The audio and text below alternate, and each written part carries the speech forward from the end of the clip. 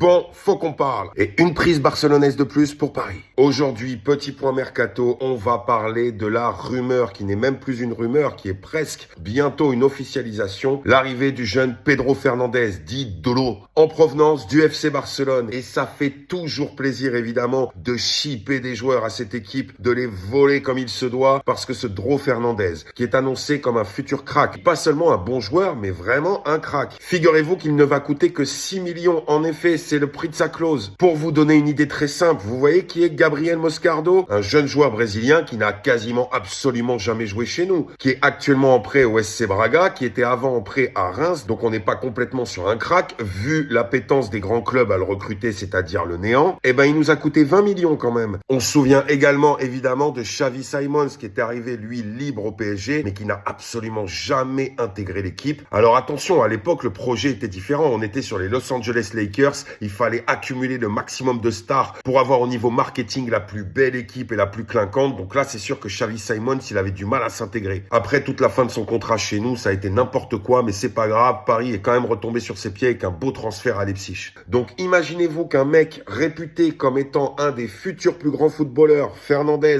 et qui ne coûte que 6 millions, et qui en plus est heureux de nous rejoindre et qui ne voulait pas prolonger au Barça et qui a été séduit par notre projet, on ne peut que être content. On ne peut que admirer le travail de notre direction de ramener encore une fois un joueur qui veut s'inscrire dans notre projet, qui est jeune, il a 18 ans, c'est un milieu qui est plutôt offensif, donc il pourra suppléer Neves, Vitinha ou Ruiz lorsqu'il y aura un coup de moins bien. En tout cas au début pour voir ce qu'il va donner, parce que rappelez-vous de l'histoire de Neves ou même de Verratti à l'époque, c'était des joueurs au départ, on s'imaginait juste que ça allait être des remplaçants pour que finalement ils gagnent leur place et qu'ils soient indéboulonnables dans l'équipe. Donc on verra ce que ce petit Philippin va donner. D'ailleurs c'est intéressant parce que ça peut être toujours une manière d'explorer pour le marketing une nouvelle contrée. D'ailleurs là-bas il paraît que c'est déjà une véritable star, à l'image par exemple d'un Kang In Lee en Corée du Sud, donc ça peut être tout à fait intéressant pour nous sportivement et marketingment parlant. Bon, maintenant qu'on a dit ça, nous supporters, c'est surtout sur le terrain qu'on veut le voir, à l'image d'un Gvara l'année dernière qui nous a été ramené et qui a véritablement changé la face de l'équipe. On demande pas à Fernandez, vu son jeune âge et vu son statut, de faire la même chose. Alors oui, peut-être que ça peut poser un souci pour Mayoulou, pour Zahir Emery lorsque Hakimi va revenir, parce que au milieu, en effet, les places ne sont pas extensibles.